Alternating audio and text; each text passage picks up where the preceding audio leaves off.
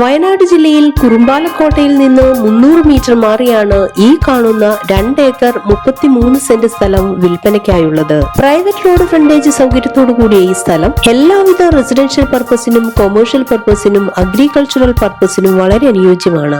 ഈ സ്ഥലത്ത് വെട്ടിക്കൊണ്ടിരിക്കുന്ന റബ്ബറും കാപ്പി, കുരുമുളക്, കവുങ്ങ്, തെങ്ങ് എന്നിവയും സമൃദ്ധമായി വളരുന്നുണ്ട്.